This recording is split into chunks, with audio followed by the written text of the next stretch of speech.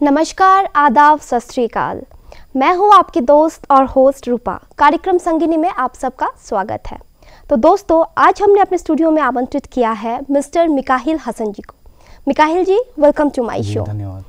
तो मिकाइल जी, जैसे कि आपको पता है, आज हम social media and its impact on social human behaviour and society के बारे में कुछ बातचीत करने जा रहे हैं।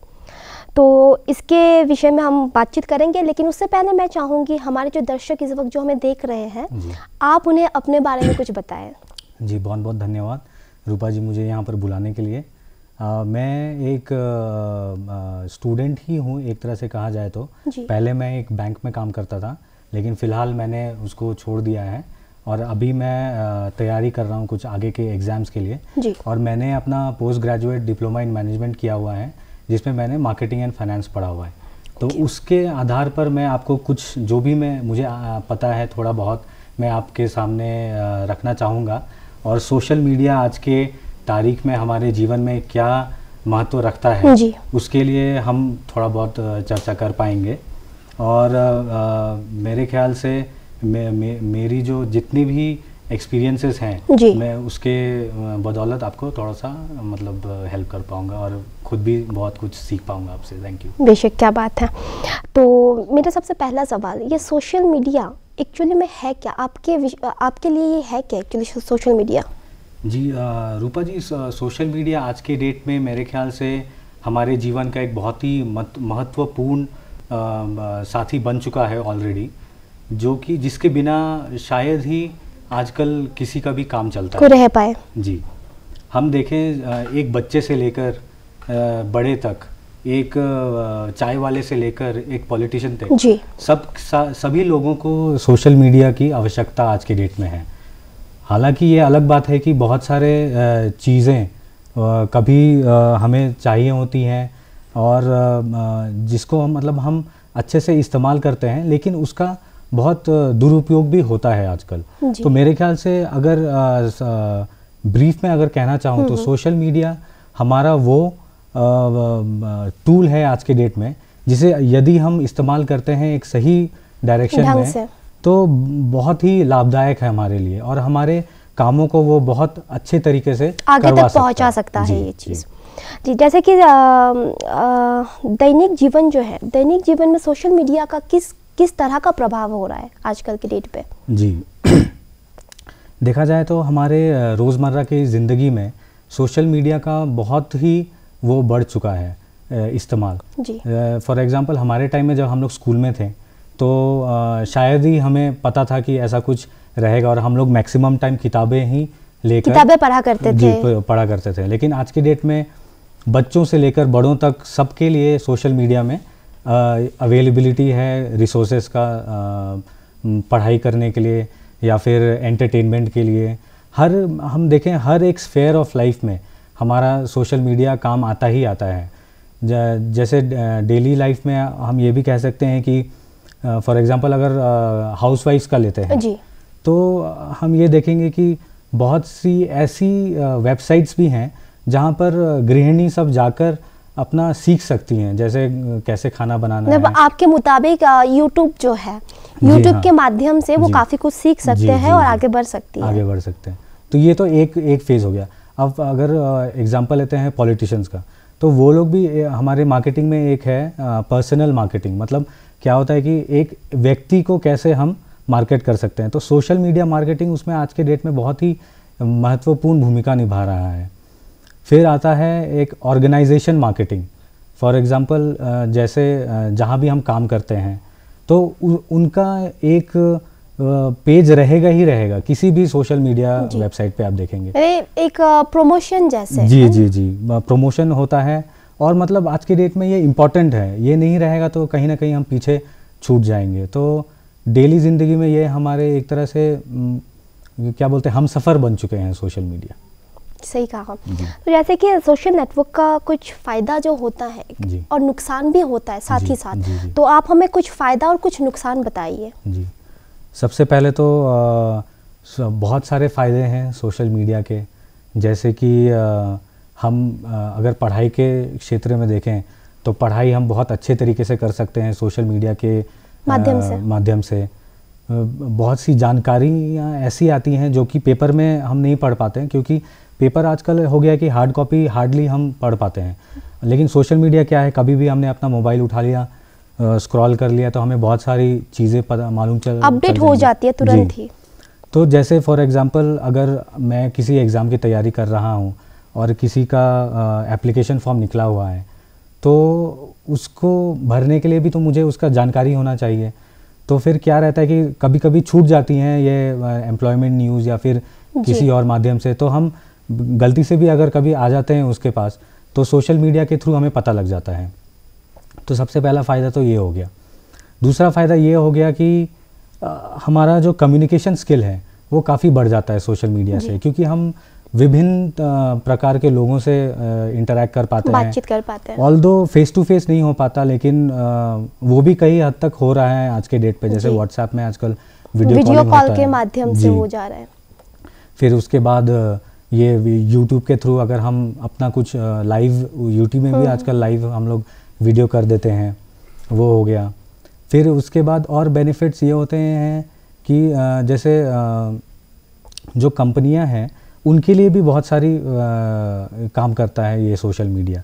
जैसे कि ये तो पहला जो मैंने बोला वो हमारे लिए था, हमारे पॉइंट ऑफ व्यू से, लेकिन जो कंपनीज हैं, जो लोग जॉब्स देते हैं, उनके लिए भी एक बहुत अच्छा ये पॉइंट आ जाता है, जहाँ पर क्या होता है कि बहुत सारे उनको लोग मिल जाते हैं एक जगह।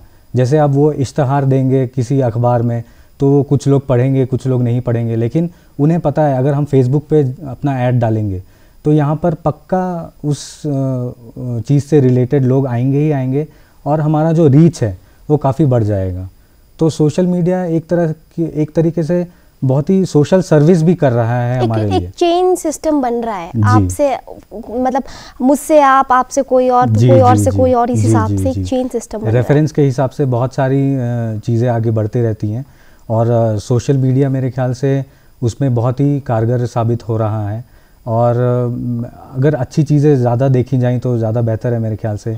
बहुत सी बुरी चीज़ें भी रहती हैं वैसे। बुरी चीज़ या कुछ आप हमें बताइए इसका। जी बुरी चीज़ों में सबसे पहले तो रूपा जी ये आता है कि हम अपना टाइम बहुत बर्बाद कर देते हैं, व्यर्थ करते हैं उस चीज़ में पूरा समय हम अपना। जी, जैसे कि अगर हम कभी सोचेंगे कि हम किसी चीज़ के लिए जाते हैं वहाँ पर, फॉर एग्जांपल एक जॉब के तलाश में अगर हम जाते हैं, लेकिन क्या होता है कि एक ऐड आ जाता है वहाँ पर, तो वो हमारे पसंदीदा ऐड होता है, क्योंकि उसका भी एक मार्केटिंग टैक्टिक है जिसको वो लोग यूज़ करते हैं, और हमारे इंटरेस्ट के हिसाब से हमारा ऐड आ जाता है, तो हम उसको क्लिक करेंगे, तो अब हमारा ध्यान जहाँ पहले था वहाँ से भटक के दूसरी ओर चली जाएगा। सही फरमाया जी। तो वहाँ से क्या होता है कि हमारा ध्यान भटक जाता है और हमारा टाइम काफ़ी उसमें निकल जाता है। और कई बार देखा जाए ऐसे होता है कि हम कुछ मीटिंग में बैठे हैं, जैसे कि आपने भी एग्जांपल दिया था, कोई जॉब की तलाश में हम जा रहे हैं, मैं सिंपल एग्जांपल दे रही हूँ। अभी हम एक मीटिंग में बैठे, बोर्ड मीटिंग में बैठे हैं, तो क्या होगा, फ़ोन स्विच ऑफ तो करेंगे।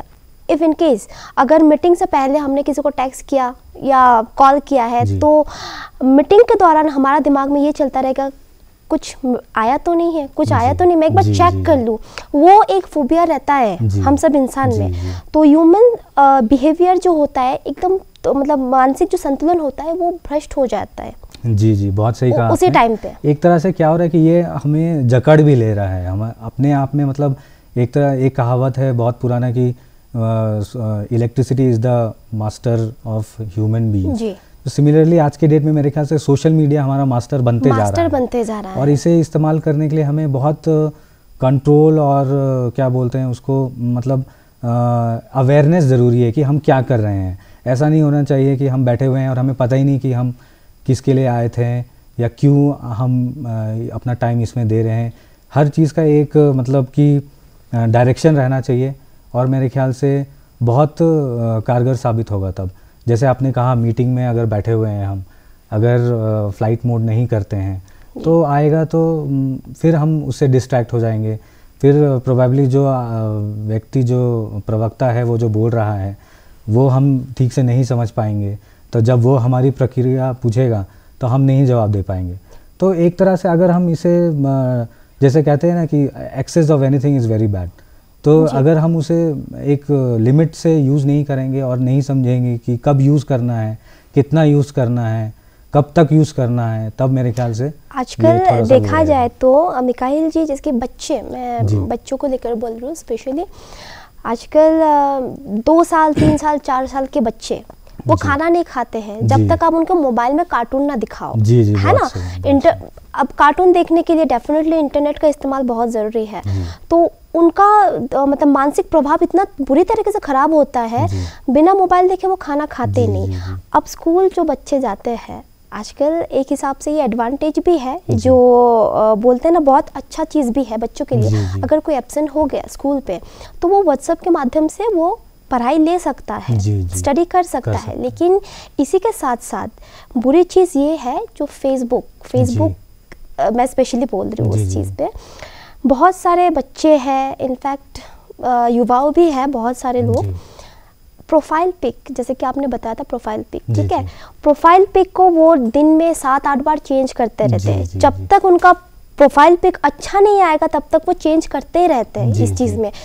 और फोटो जो है, फोटो भी हैक होने का बहुत चांसेस होता है। तो आप कुछ बताएंगे युवा को, मतलब फोटो को किस तरह से हैक होने से बचाए? जी हाँ, एक्चुअली फेसबुक करीब 10 साल लगभग हो गए शायद आए हुए, तो हमने भी शायद करीब 6-7 साल से यूज़ किया हुआ है। तो उसमें बहुत सारी ऐसी तकनीकियाँ आज के डेट में आ गई हैं जिसे हम यूज़ करके बचा सकते हैं अपने आप को। फॉर एग्जांपल, जो हमारा डिस्प्ले पिक्चर होता है उसको हम गार्ड लगा सकते हैं उस पर, जो कि कोई डाउनलोड नहीं कर पाएगा। सिमिलरली बहुत सारे प्राइवेसी फीचर्स भी आ चुके हैं जिनके बदौलत हम अपने आप को बचा सकते हैं कई हद तक। लेकिन फिर एक बात आता है, जहाँ तक जैसे मैं बैंक में काम करता था तो मुझे एक आइडिया है कि बैंक के जो एप्लीकेशंस हैं वहाँ पर हम स्क्रीनशॉट नहीं ले सकते हैं क्योंकि वो एक सिक्योरिटी फीचर आ जाता है। अच्छा। तो यदि अगर फेसबुक वो अपने में ला दे कि अपने एप्लीकेशन से या फिर मोबाइल ब्राउज़र से किसी और को अन्य के प्रोफाइल में जाकर स्क्रीनशॉट लेने से अगर रोक देगा तो ये बहुत ही सेफ हो जाएगा। फिर तब हमारी फ़ोटोज़ कोई भी नहीं ले पाएगा। लेकिन आज के डेट में ऑल्दो गार्ड है, फिर प्राइवेसी फ़ोटो, जैसे मैं आपसे वो फ़ोटो छुपा सकता हूँ, लेकिन अगर आप चाहें तो वो ले सकते हैं, हम स्क्रीनशॉट के माध्यम से हम ले सकते हैं जी। तो वो चीज़ आना चाहिए। और दूसरा है, रह गया कि हमें अपने जो भी हम फ़ोटोज़ डालें तो ये वहाँ पर और एक ऑप्शन होता है कि वो हम किसे दिखाना चाहते हैं या फिर मोस्ट इम्पॉर्टेंटली किससे बचाना चाहते हैं, तो उसे हमें वो एक रेस्ट्रिक्टेड लिस्ट में डाल देना चाहिए या तो हटा ही दो। ऐसे करके हम अपने आप को बचा सकते हैं वहाँ तक। और कोशिश ये करनी चाहिए कि अपने जो पर्सनल इवेंट्स हैं वो ज़्यादा शेयर ना करें, हम वो ज़्यादा मेरे ख्याल से पब्लिक ना करें। क्योंकि फेसबुक में जो होते हैं फ्रेंड्स होते हैं लेकिन वो फेक होते हैं। जी। दोस्त उसको माना जाता है जो आपका असल ज़िंदगी में साथ दे आपका, है ना। फेसबुक में ढेरों सारे, फेसबुक में देखा जाए तो लव शॉप की गप्पे बहुत ज़्यादा ही होती है, जो मैंने एक्चुअली स्टडी किया है इस चीज़ में, प्रैक्टिकली हो भी रहा है, लेकिन वो जाहिर सी बात है वो फेक है, वो रियल में नहीं है कुछ। तो अब मैं और एक चीज़, जैसे कि ये फेसबुक का एडिक्शन है या तो फिर इंटरनेट का ही पूरा जो एडिक्शन है, उस चीज़ को किस तरह से हम हटा सकते हैं? क्योंकि ये जो है ह्यूमन बिहेवियर जो है ना, वो टोटली दिमाग भ्रष्ट कर रहा है लोगों को। तो किस तरह से अपने आप को बचा सकते हैं? क्योंकि मानसिक संतुलन लोगों का बहुत ख़राब हो रहा है ये इंटरनेट के माध्यम के लिए। जी। मैं आपको एक चीज़ बताना चाहूँगा। रिसेंटली मैंने एक खबर देखी थी, आपने भी शायद देखी होगी, कि बाहर के काफ़ी देशों में ये एक आया है टर्म जिसे बोलते हैं हम डिजिटल डिटॉक्स। जी। तो वो हम इस्तेमाल कर सकते हैं। अभी हमारे देश में शायद ये अच्छे तरीके से नहीं आया हुआ है फॉर्मली, लेकिन इनफॉर्मली चाइना से शुरुआत हुई थी। जी। तो वो लोग फॉर्मली कर रहे हैं, बहुत सारे बच्चों को लेकर जाते हैं, डिटॉक्सिकेट करते हैं उनको, मतलब दूर रखते हैं फेसबुक से या फिर कोई भी सोशल मीडिया से या फिर इवन स्मार्टफोन से। जी। तो ये इंडिया एक डेमोक्रेसी है, तो शायद हम ये किसी पे इम्पोज नहीं कर सकते हैं, लेकिन ये हम पर होना चाहिए मेरे ख्याल से कि हमारे लिए कितना लाभदायक है और हमें अपने ऊपर कितना कंट्रोल है। तो ये इससे हमारा विल पावर भी स्ट्रांग होता है। फॉर एग्जांपल, अगर हम बोलें कि आज के डेट में मैं फ़ोन अपना बस कॉलिंग के लिए यूज़ करूँगा, तो उसके लिए ये कर सकते हैं कि हम अपना जो भी सोशल मीडिया के ऐप्स हैं वो सबसे पहले तो अनइंस्टॉल कर दें। लेकिन उनकी टेक्नोलॉजी आज के डेट में इतनी बढ़ चुकी है कि वो आप ब्राउज़र में भी आप यूज़ कर सकते हैं। अब आप ब्राउज़र को तो अनइंस्टॉल नहीं कर सकते अपने फ़ोन से, तो उसमें आप क्या कर सकते हैं कि आप लॉग आउट करके रख दीजिए और अपने ब्राउज़र का जो फर्स्ट पेज है उसे एक न्यूज़ का चैनल डाल दीजिए, जैसे गूगल न्यूज़ हो गया, या फिर कोई भी आपके इंटरेस्ट का जो हॉबी है या कुछ भी है। फॉर एग्जांपल मुझे थोड़ा बहुत लिखना पसंद है, तो आप किसी पोइट्री का वेबसाइट आपने डाल दिया फेसबुक के अलावा, मतलब जैसे आपने क्लिक किया गूगल में या कोई भी ब्राउज़र आप यूज़ करते हैं, यूसी ब्राउज़र हो गया, तो उसका जो फर्स्ट पेज है उस पर आप अपना फेवरेट टॉपिक वाला कोई वेबसाइट डाल दीजिए, ताकि आप जाएंगे तो उसमें आपको डिस्ट्रैक्शन नहीं होगा। इनफैक्ट वो आपका पर्सनैलिटी इंप्रूव करेगा, आपका बिहेवियर इंप्रूव करेगा। तो एक तरीका तो ये हो गया कि हम इससे बचा सकते हैं। दूसरा ये हो गया कि हमारे बच्चों को, जैसे आपने बोला, तो बच्चों को मेरे ख्याल से सबसे पहले तो लत हमें नहीं लगाना चाहिए कि मोबाइल ले लो तभी ये काम करेगा। इनफैक्ट थोड़ा सा सख्ती बरतने की ज़रूरत है कि कम से कम पढ़ाई के टाइम पे भी जब वो यूज़ कर रहा है मोबाइल फ़ोन, तो भी आप उसको मॉनिटर करें और उसके फ़ोन में कुछ ऐसा अवेलेबल नहीं रखें। इंटरनेट हो गया, या फिर मोस्टली अगर आप डाउनलोड करके दे देते हैं तो ज़्यादा बेटर है, क्योंकि वो इंटरनेट फिर सर्फ नहीं कर पाएगा।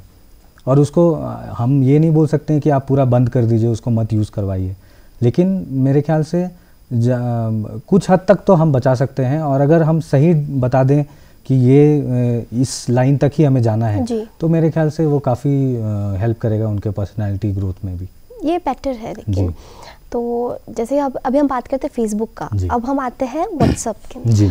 आपके क्या विचार है इमोजीज को लेकर? जी, इमोजीज आज के डेट में ऐसा हो गया है कि हम लोग इस्तेमाल कर लेते हैं। जैसे अगर मैं आपसे अभी बात कर रहा हूँ तो आप मेरी स्माइल देख सकते हैं, मैं आपकी देख सकता हूँ, लेकिन जब हम किसी और से बात कर रहे हैं जो सपोज़ अननोन है, जी, बहुत सारे अननोन चैट्स चलते हैं, पहले चलते थे, हम लोग आजकल बंद कर दिए हैं, लेकिन आजकल के जो बच्चे हैं नए, वो लोग करते होंगे। लेकिन उसमें क्या रहता है, मैक्सिमम टाइम हम वो देख नहीं पाते हैं कि सामने वाला एक्चुअल में क्या बोलना चाह रहा है और उसका जो फीलिंग है वो क्या है।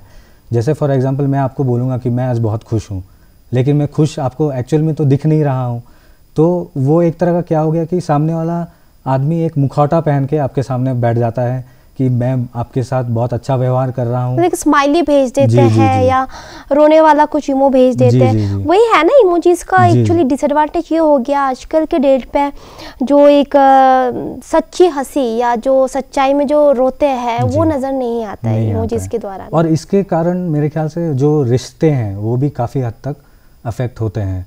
जैसे अगर दोस्त हैं तो दोस्त लोग जब बात करते हैं, जब सामने रहते हैं तो हंसी ठहाका लगाते हैं, लेकिन दूर रहते हैं ग्रुप्स में बात करते हैं। जो लोग बहुत दूर हैं उनके लिए तो यही एक चारा है, बात कर सकते हैं, लेकिन जो लोग पास है कम से कम उनको मतलब मिलना चाहिए कभी, तभी मतलब जो दोस्ती का रिश्ते मजबूत होंगे। लेकिन देखा जाए तो मिकाइल जी, सोशल मीडिया जो है डे बाय डे हमारा लाइफ को एक्चुअली ख़त्म कर रहा है। इनफैक्ट मैं ये बोलूँगी हमारा जो परिवार लोग जो है, अब मैं सिंपल से एक एग्जांपल दे रही हूँ, और एक माँ बाप सब बैठे हुए हैं, हस्बैंड वाइफ बैठे हुए, लेकिन सबके सब क्या करें, सबके हाथ में मोबाइल है, ठीक है।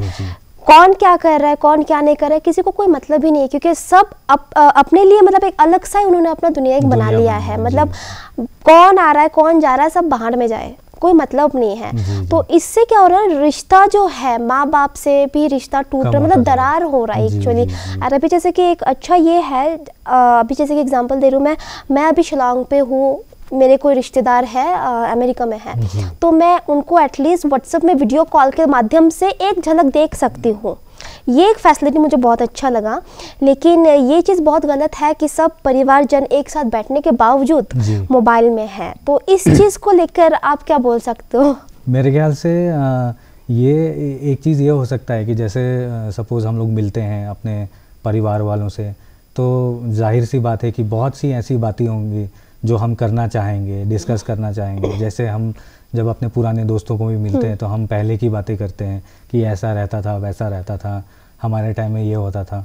तो सिमिलरली जब कज़न्स मिलते हैं या माता पिता से अगर बहुत दिन बाद मिल रहे हैं, तो हमें एक पॉइंट बनाना चाहिए कि हम अपने मोबाइल को साइड में रख दें। इतना तो हम कर ही सकते हैं। अगर हम वो उतना भी नहीं कर पा रहे हैं, मतलब कि कहीं ना कहीं हम कंट्रोल हो रहे हैं अपने डिवाइस से, जो कि एक लाइफ नहीं है उसमें, लेकिन फिर भी वो हमें कई हद तक कंट्रोल करता है। तो और अगर सपोज़ सामने वाला नहीं कर पा रहा है तो हमें उसके माइंड में ये डालना चाहिए और उसे वो समझ में आएगा कि आप कुछ टाइम के लिए हमसे ही बात कर लीजिए। मजाक में ही बोल सकते हैं, किसी को बुरा लग सकता है भी, लेकिन हम मजाक में बोलेंगे तो उन्हें समझ में आ जाएगा। और उन्हें भी ये रियलाइज़ होगा कि जब हम अपने फ़ोन से दूर रहते हैं और जब हम अपने फ़ोन को बंद कर देते हैं या रात को ही जब हम सोते हैं तो हमारे लाइफ में थोड़ी बहुत शांति तो रहती ही है। स्पेशली मैंने ये चीज़ देखा है, जब रात को हम सोते हैं जी। जो मैंने एक रिसर्च के दौरान एक स्टडी किया था, तो एटलीस्ट सोने से 1 घंटे पहले आप मोबाइल को दूर रखिए तो अच्छा रहता है। वरना क्या होता है, मोबाइल जब आपके पास रहता है आपको बस बार बार ऐसा लगेगा कोई मैसेज तो नहीं आया, कोई कॉल तो नहीं आया, एक फोबिया हो जाता है। ये इसको फोबिया बोलते हैं। ये एक तरह से मेरे ख्याल से रूपा जी वही है कि जो डिजिटल डिटॉक्स के बारे में हमने बात किया, इसे मतलब एक तरह का लत लग जाता है हमें कि कुछ आया तो नहीं या कुछ मतलब किसी का मैसेज आ गया। तो इसका बहुत इम्पॉर्टेंट एक और तरीका है जो मैं भी यूज़ करता हूँ, मैं आपको बताना चाहूँगा। मैंने सारी नोटिफिकेशंस ब्लॉक करके रखी हुई है, मेरे पास कोई नोटिफिकेशन नहीं आता है। सिर्फ जो इम्पोर्टेंट मेल्स का जो मैंने जीमेल है मेरा, मैंने जीमेल का बस रखा हुआ है, और बाकी वो किसी का भी मेरे पास नोटिफिकेशन नहीं आता है। मेरा क्लियर रहता है, मेरे माइंड में वो क्लटर नहीं है, क्योंकि जब हमारे माइंड में वो एक्चुअली एक तरह से वो एक डिवाइस हमारा दिमाग है एक तरह से, उसके माइंड में इतने सारे चीज़ें हैं। जो नोटिफिकेशंस है वो बता रहे हैं कि मेरे माइंड में इतनी सारी चीज़ें हैं, आप हमें एक एक करके पढ़िए और अपना टाइम वेस्ट कीजिए अगर वो आपके काम का नहीं है। सही कहा। तो उसको या तो हम कर सकते हैं कि ब्लॉक कर दीजिए, आप ब्लॉक ऑल नोटिफिकेशंस बोलते हैं, ऐप में जाके कर सकते हैं हम लोग ब्लॉक ऑल नोटिफिकेशन। तो उसका कोई नोटिफिकेशन नहीं आएगा जो चीज़ इंपॉर्टेंट नहीं है। ऑब्वियसली जो आपके लिए ज़रूरी है, जैसे आप काम का अगर कोई आपका ग्रुप है तो उसके लिए आप नोटिफिकेशन ऑन रख सकते हैं। तो उस हिसाब से मेरे ख्याल से वो लत को हम कम कर सकते हैं कि वो देखते रहने छुटकारा पा सकते हैं, ज़रूर पा सकते हैं। तो अगर वो हम कम कर देंगे तो उस हिसाब से हम, लेकिन उस चीज़ के लिए आपको विल पावर की बहुत ज़रूरत है, बहुत स्ट्रांग करना होगा पहले, सबसे पहले तो ये चीज़ है। आपको मेरे ख्याल से मैं ये कहना चाहूँगा कि ऑब्वियस सा बात है कि ये एक दिन में तो आएगा नहीं। जो आदमी यूज़ कर रहा है बहुत पहले से, तो सबसे पहले तो हमें देखना चाहिए कि उसका बेनिफिट कितना हो रहा है हमें। जैसे अगर हम फेसबुक में कुछ लिखते हैं, जैसे मैं लिखता हूँ, तो उसका क्या बेनिफिट है एक्चुअल में। अगर आप किसी के लाइफ में थोड़ा सा भी चेंज ला रहे हैं तो ठीक है, लेकिन अगर आप लिख रहे हैं कि आज मैं ये खा रहा हूँ, आज मैं वो खा रहा हूँ, तो उससे मतलब आपका टाइम वेस्ट हो रहा है। लेकिन हाँ, अगर वो आपका वो इंटरेस्ट है तो आप करिए, लेकिन एक कंट्रोल में होना चाहिए। आपका जो ज़रूरी काम है वो नहीं छूटना चाहिए। धीरे छूट की आदत डालनी है, क्योंकि तुरंत ये टोटली संभव तो है ही नहीं। मतलब आज मान लिए 1 घंटा, कल 2 घंटा, इस तरह का अगर सिस्टम रखते हो तो डेफिनेटली आपको छुटकारा तो मिल ही जाएगा। देखा जाए तो ये मोबाइल फ़ोन और सोशल नेटवर्क जो है बहुत भी इम्पॉर्टेंट भी है, इम्पॉर्टेंट है करके, क्योंकि इसके माध्यम से हम बहुत चीज़ जान पाते हैं, हमारी दुनिया में क्या हो रहा है क्या नहीं है। लेकिन इस सोशल मीडिया जो है इसमें कुछ फेक न्यूज़ भी आते हैं, तो उसको सुन के देख के लोग, जो सोसाइटी है हमारा, वो कुछ और सोच बैठते हैं। तो फेक न्यूज़ से बचने के लिए क्या कर सकते हैं, मतलब कैसे पता करें कि ये फेक न्यूज़ है? फेसबुक एक्चुअली एक ऐसा आज के डेट में, not only Facebook, I am मतलब जो इंटरनेट, मतलब मैं जो बोल रही हूँ, ठीक है, यूट्यूब हो गया, यूट्यूब पर ज़्यादा से ज़्यादा फेक न्यूज़ आता है, नेगेटिव वीडियोस आते हैं। तो वो क्या है ना, ह्यूमन बिहेवियर, सोसाइटी पर ना इम्पैक्ट, मतलब प्रभाव पड़ रहा है। तो वो चीज़ क्या करें हम? फेक न्यूज़ आज के डेट में क्या हो गया है कि ये एक डिसएडवांटेज नहीं है, ये खतरा है हमारे लिए, हमारे सोसाइटी के लिए खतरा है। इनफैक्ट जान के लिए भी खतरा है बहुत से लोगों के लिए। अगर हम रिसेंट एक इवेंट याद करें, कार्बी आंगलोंग में 2 लोगों की हत्या कर दी गई थी। जी। वो लोग एक शायद म्यूजिशियन थे और कुछ एक फोटोग्राफर था शायद, या म्यूजिशियन ही थे दोनों, मैं भूल रहा हूँ। लेकिन उनके द्वारा उनके मतलब क्या हुआ था कि उनके लिए एक फेक न्यूज़ फैल गया था कि 2 लोग आए हैं जो लोग बच्चा उठाते हैं, और एक व्यक्ति ने उसको फैलाया ऐसे कि सारे गांव में चला गया वो, और एक के बाद एक वो मार्केटिंग हम इसे कहते हैं, वायरल मार्केटिंग हम कहते हैं। तो जो नेगेटिव वायरल मार्केटिंग हो गया, तो उसके बाद सारे लोग उतर आए रास्ते पे, उनको रोक लिया, और आप सब जानते हैं क्या हुआ, वो लोग मतलब गुजर गए। तो ये बहुत ही दुखद घटना है। ये तो सिर्फ एक एग्जाम्पल है, बहुत सारी ऐसी एग्जाम्पल्स हैं आज के डेट में जहाँ पर मॉब लिंचिंग्स हो जाती हैं फेक न्यूज़ के कारण। सिमिलरली गुजरात में कुछ दिन पहले कुछ औरतों को भी मार दिया गया था। उनको भी शायद बच्चा उठाने वाला समझ लिया था बहुत लोगों ने। तो ये सब है। तो हमारे ख्याल से एक रेस्पॉन्सिबल सिटीज़न होने के नाते हमें ये करना चाहिए कि सबसे पहले तो वेरीफाई करना चाहिए कि वो कहाँ से आया है। या अभी व्हाट्सएप ने एक फ़ीचर दिया है जिसमें हमें मालूम चलता है कि वो फॉरवर्डेड है, लेकिन बहुत से लोग ऐसे भी कर सकते हैं कि उसे डाउनलोड करके फिर फॉरवर्ड करेंगे तो वो फॉरवर्डेड नहीं लगेगा। तो हमारे में ये एक रेस्पॉन्सिबिलिटी होना चाहिए कि हम उसे चेक करें कितना सही है वो न्यूज़, और वो किससे आ रहा है। मोस्ट इम्पॉर्टेंटली, क्या वो एक रिलायबल बंदा है जिससे आया है। सबसे पहले तो अगर वो किसी मतलब अननोन सोर्स से आए तो उसे हमें डिलीट कर देना चाहिए, ना कि उसे पूछना चाहिए और लोगों को फैला के, क्योंकि जो आप सेंस ऑफ रेस्पॉन्सिबिलिटी रख रहे हैं, हो सकता है सामने वाला नहीं रखेगा, हो सकता है आप उसे बस पूछने के लिए भेजे हैं कि ये सही है कि नहीं, और वो फैला दे, तो वो फिर आपके एंड से फिर वो चालू हो जाएगा। तो हमें कहीं ना कहीं उससे बचना चाहिए, और मैक्सिमम टाइम जब भी हमें ऐसा कुछ मिलता है जिससे आपको लगता है कि खतरा है हमारा सोसाइटी के लिए, तो उसे वहीं पर हमें डिलीट कर देना चाहिए और उसके बारे में डिस्कस नहीं करना चाहिए। या तो फिर डिलीट करने से पहले जांच पड़ताल की बहुत ज़रूरी है इस चीज़ के लिए। तो मिकाइल जी, आपने जैसे कि 2 बार कहा मैं लिखता हूँ, मैं लिखता हूँ, तो मैं जान सकती हूँ कि आप एक्चुअली क्या लिखते हैं? जी, एक्चुअली स्कूल टाइम से ही मैं लिखता आया हूँ, थोड़ा बहुत इंग्लिश में छोटी मोटी लाइनें लिख देता हूँ, ये कुछ फिक्शनल स्टोरीज़ भी लिखा हूँ, मेरा एक ब्लॉग भी है mikhailhasan.blogspot.com। फिर मैं हिंदी में भी काफ़ी कविताएं लिखता हूँ। तो अभी यही सब मेनली मैं, मतलब मेरा एक मिशन है लिखने के तौर पे भी, कि मैं जो समाज में हमारा जो स्टीरियोटाइपिंग है वो कहीं ना कहीं बहुत ही नेगेटिव इफेक्ट करता है। जैसे कि हम कहते हैं कि लड़कियां आज के डेट में कुछ नहीं कर पाती, ये एक स्टीरियोटाइप है। नॉर्थ इंडियन ऐसा होता है, ये एक स्टीरियोटाइप है। चलिए, ये सुन के मैं बहुत उत्सुक हूँ, मैं चाहूँगी कि आप हमारे दर्शकों को कुछ सुनाएं। जी जी जी ज़रूर। मैं आपके लिए, मेरी एक कविता है, मैं थोड़ा बहुत मोटिवेशनल भी लिखता हूँ कभी कभी, तो मैं आपके लिए एक कविता लिखना चाहूँगा जिसमें एक व्यक्ति है जो थोड़ा बहुत परिश्रम कर रहा है अपनी ज़िंदगी में और वो आगे कुछ करना चाहता है, तो उसकी व्यथा मैं रखूँगा आपके सामने। इसका शीर्षक है आसान कर लिया। आसान कर लिया, थक चुका था मैं यह सोच के कि अब बहुत कोशिशें कर ली। थक चुका था मैं यह सोच के कि अब बहुत कोशिशें कर ली। हर रोज़ परेशानियों में रह के मैंने अपनी आधी से भी ज़्यादा ज़िंदगी बसर कर ली। क्या बात है। थक चुका था मैं यह सोच के कि अब बहुत कोशिशें कर ली। हर रोज़ परेशानियों में रह के मैंने अपनी आधी से भी ज़्यादा ज़िंदगी बसर कर ली।